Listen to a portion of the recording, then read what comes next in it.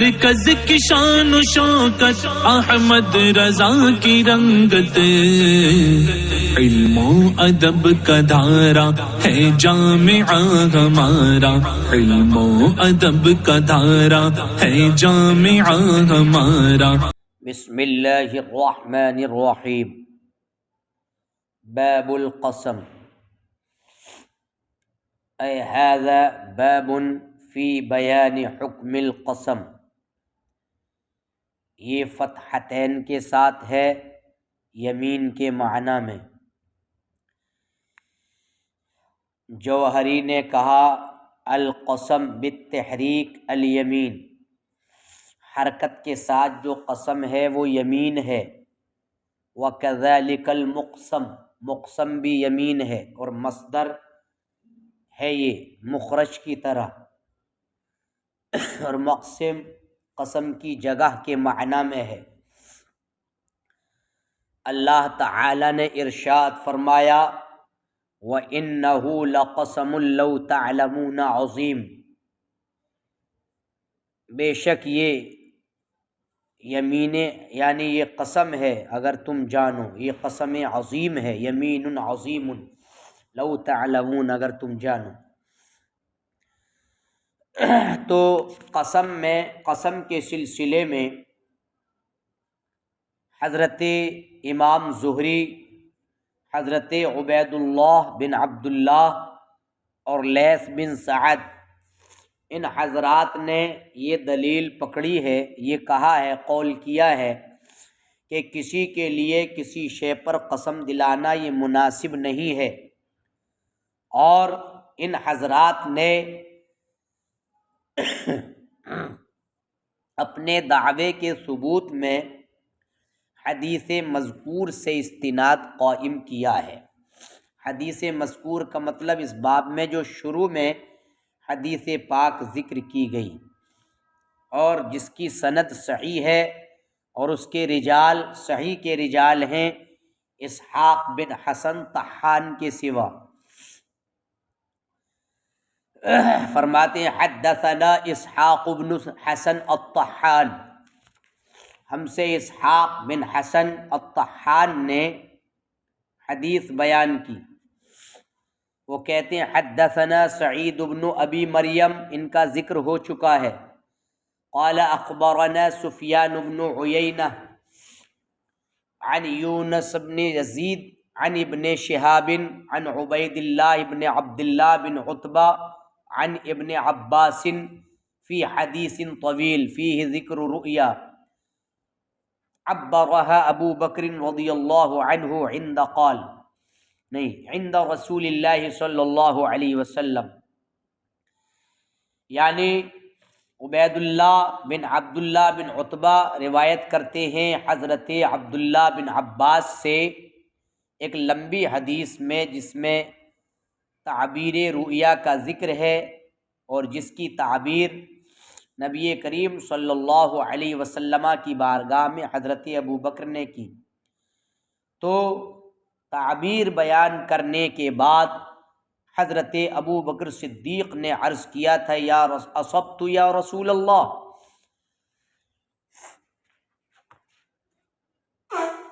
اے اللہ کے رسول صلی اللہ علیہ وسلم، کیا میں درست پہنچا؟ تو آپ نے ارشاد فرمایا اصبت بعضا واخطأت بعضا، کچھ باتوں میں صحیح پہنچے، کچھ میں خطا کی۔ تو عرض کیا اقسمت علیک یا رسول اللہ، اللہ کے رسول صلی اللہ علیہ وسلم میں آپ کو قسم دلاتا ہوں۔ تو فرمایا لا تقسم، قسم نہ دلاؤ۔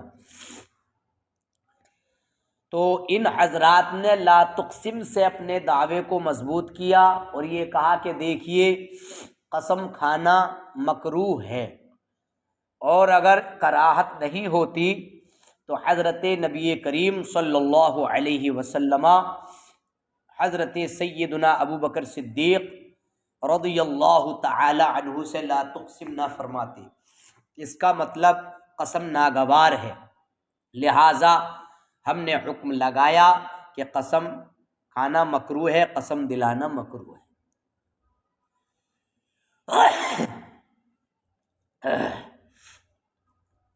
امام بخاری نے اس حدیث پاک کو پوری سند کے ساتھ ذکر کیا ہے، چنانچہ فرمایا ہے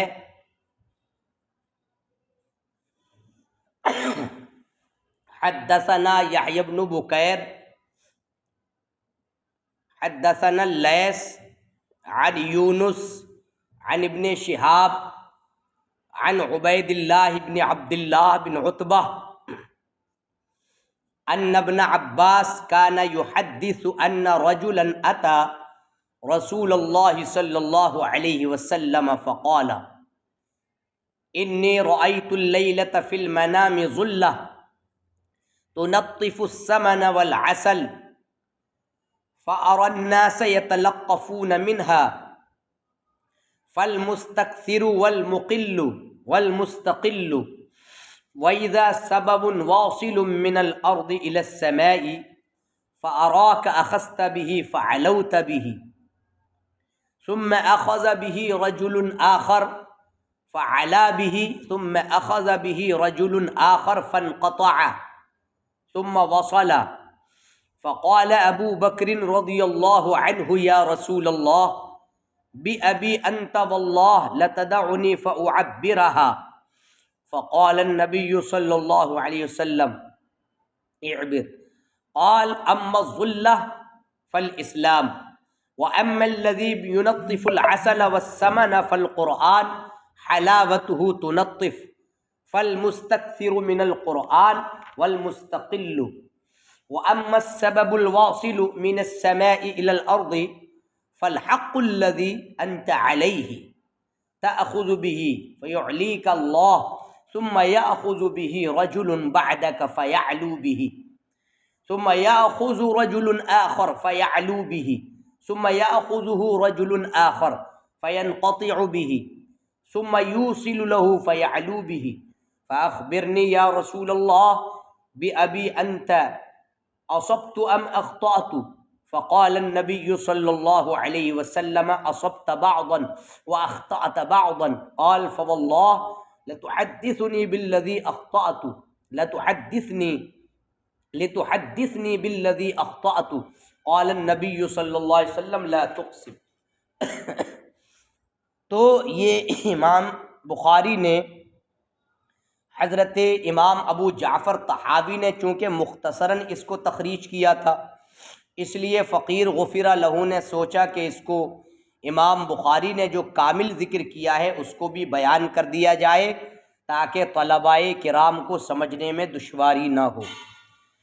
تو اس کا خلاصہ یہ ہے کہ حضرت عبداللہ بن عباس ایک حدیث ذکر کر رہے تھے کہ ایک شخص بارگاہ رسالت مآب صلی اللہ علیہ وسلم میں حاضر ہوا.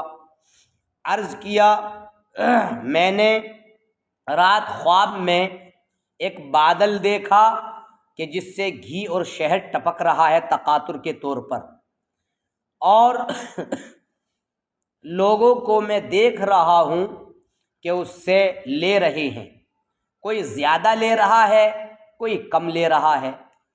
پھر میں نے دیکھا کہ ایک رسی ہے جو زمین سے آسمان تک تنی ہوئی ہے، جا رہی ہے، پہنچ رہی ہے.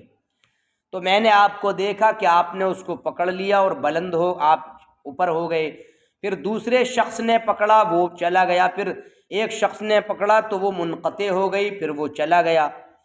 تو حضرت ابو بکر رضی اللہ تعالی عنہ نے کہا یا رسول اللہ صلی اللہ علیہ وسلم، میرے ماں باپ آپ پر قربان جائیں، بخدا میں اس کی تعبیر کروں اگر آپ اجازت دیں. تو آقا نے ارشاد فرمایا صلی اللہ علیہ وسلم تعبیر کرو.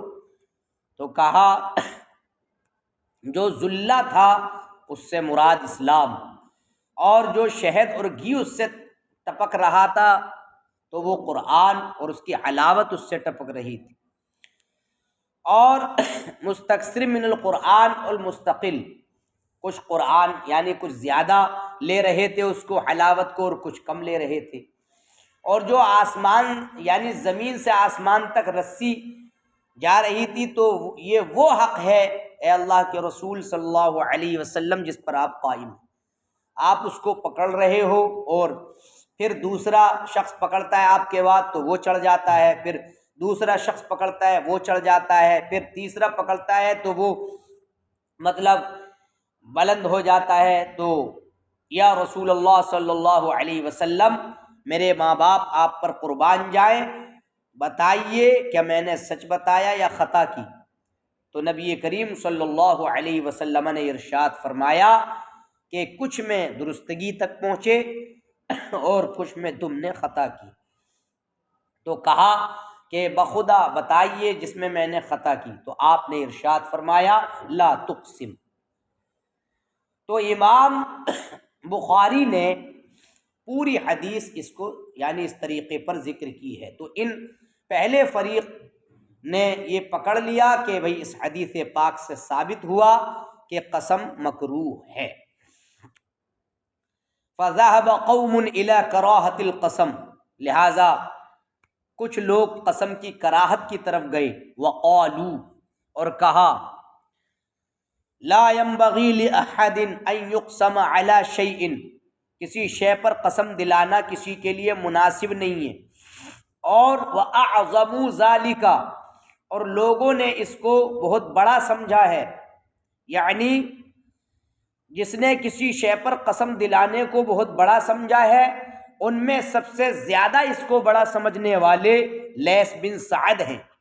امام طحاوی فرماتے ہیں فَذَكَرَ لِي غَيْرُ وَاحِدٍ مِّنْ أَصْحَابِنَا، میرے متعدد ساتھیوں میں سے کچھ لوگوں نے مجھ سے عیسیٰ بن حماد بن مسلم بن عبداللہ تجیبی، ابو موسیٰ بصری، اور جن کا لقب زغبہ ہے، یہ شیخ مسلم اور ابی داؤد و نسائی ابن ماجہ ہیں، ان چاروں کے شیخ ہیں یہ، جن کا لقب زغبہ ہے، تو ان کے طریق سے بیان کیا۔ زغبہ یہ زا کے ضمے کے ساتھ، زا معجمہ اور غین کے سکون کے ساتھ ہے، اور با کا فتح۔ اور یہ کہتے ہیں خود اتیت ابا بکر، بکر بن مضر، یہ ابا بکر بن مضر بن محمد ہیں، اور پورا نام بکر بن مضر کا بکر بن مضر بن محمد ابو عبد الملک مصری، اور یہ ربیعہ بن شرحبیل بن حسنہ کندی کی آزاد کردہ غلام ہیں۔ تو وہ کہتے ہیں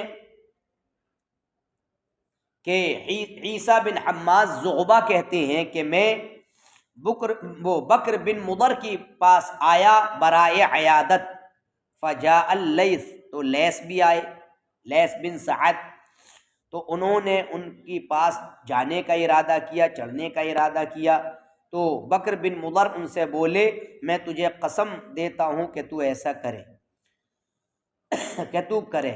تو لیث بن سعد نے ان سے کہا او تدری ما القسم، کیا تمہیں معلوم ہے قسم کیا ہے؟ او تدری ما القسم، کیا تم جانتے ہو قسم کیا ہے؟ او تدری ما القسم، کیا جانتے ہو کہ قسم کیا ہے؟ تو یعنی لیث بن سعد نے قسم دلانے کو کسی شے پر بہت بڑا مکروہ سمجھا، اس لیے 3 بار یہ جملہ کہا۔ وَخَالَفَهُمْ فِي ذَلِكَ آخَرُونَ فَلَمْ يَرَوْا بِالْقَسَمِ بَأْسًا وَجَعَلُوهُ يَمِينًا وَحَكَمُوا لَهُ بِحُكْمِ الْيَمِينِ، اور دوسرے لوگوں نے یعنی امام نخعی، امام سفیان ثوری، امام اعظم ابو حنیفہ اور آپ کے اصحاب، دوسرے لوگوں نے یعنی انہوں نے پہلے گروپ کی مخالفت کی ہے اور کہا ہے کہ لا بأس بالقسم، قسم میں کوئی حرج نہیں ہے۔ اور جب کوئی قسم اقسم کہے یا اقسمتو کہے تو بلا شبہ اقسمو کوئی کہے یا اقسمتو کہے تو یہ یمین ہوگا، اور اس کا حکم یمین کا حکم ہوگا، اور اس پر کفارہ حنث کے وقت کیا ہے؟ واجب ہوگا۔ سمجھ میں آئی بات؟ اور ایک بات یہ بیان کروں میں آپ لوگوں کے لیے کہ دوسرے لوگوں نے ان کی مخالفت کی ہے، فَلَمْ يَرَوْا بِالْقَسَمِ بَأْسًا، تو انہوں نے قسم میں کوئی حرج نہیں سمجھا اور اس کو یمین قرار دیا، اور اس قسم کو یمین کا حکم دیا۔ کہا ہے قد ذکر اللہ عز وجل فی غیر موضع فی کتابہ، اللہ تبارک و تعالی نے متعدد مقام میں اپنی کتاب میں بیان فرمایا، لا اقسم بیوم القیامہ ولا اقسم بالنفس اللوامہ، قسم ہے قیامت کے دن کی اور قسم ہے نفس لوامہ کی۔ وقالا، اور یہ بھی کہا، فلا اقسم بمواقع النجوم، مجھے قسم ہے ان مقامات کی جہاں ستارے ڈوبتے ہیں۔ فرمایا لا اقسم بہذا البلد، مجھے قسم ہے اس شہر کی۔ تو اب اگر قسم اگر کراہت سے خالی نہیں ہے تو پھر ان قسموں کا کیا معنی جو قرآن میں ہے؟ تو تمام علماء کے نزدیک یہ اس کی تعویل یہ ہوگی، یعنی اقسم بیوم القیامہ، اور لا یہ زائدہ ہے، اور اللہ نے ارشاد فرمایا وَأَقْسَمُوا بِاللَّهِ جَهْدَ أَيْمَانِهِمْ، انہوں نے اللہ کی قسم کھائی اپنی کوششوں میں حد سے بڑھ کر کہ اللہ مرے ہوئے لوگوں کو نہیں اٹھائے گا۔ کیوں نہیں؟ یہ اس پر یعنی وعدہ، اس کا وعدہ ہے اور ثابت ہے، سمجھے؟ فرمایا بلا وعدن علیہ حقا، کیوں نہیں، اس پر یہ وعدہ ہے ثابت حق کے طور پر۔ تو اب یہ جہدہ ایمانہم کے ذکر میں اس بات کی دلیل ہے کہ وہ قسم جو ان کی طرف سے تھی وہ یمین تھی، یمین ہے۔ اور اللہ نے ارشاد فرمایا اذ اقسموا لیصرمنہا مصبحین،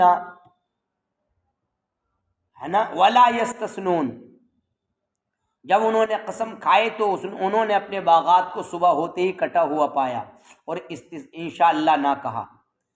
تو استثناء یمین میں ہی ہوتا ہے۔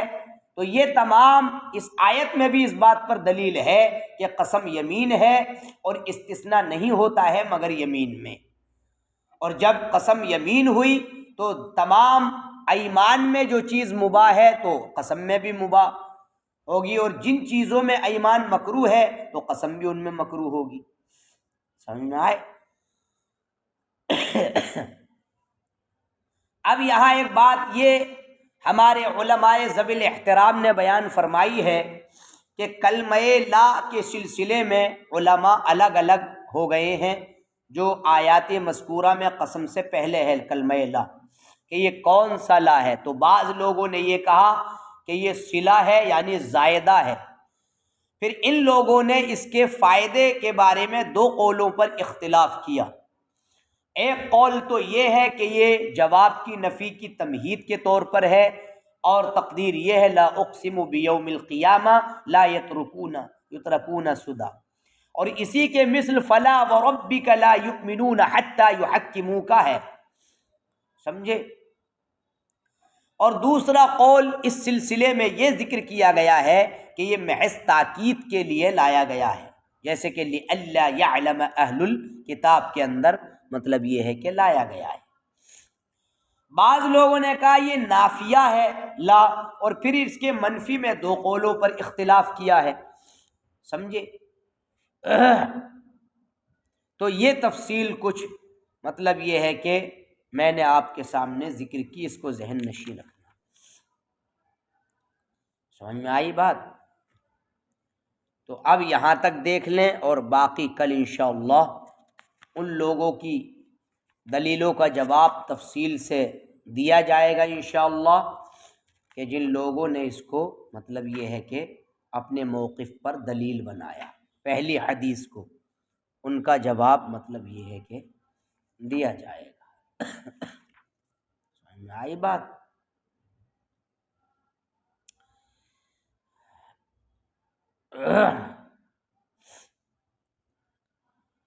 تو جواب ابھی وقت ہے، جواب تو اگر شروع کیا جائے تو کافی لمبا جا رہا ہے، اس لیے جواب لا حجت سے انشاءاللہ کل ہی ہوگا، ٹھیک ہے؟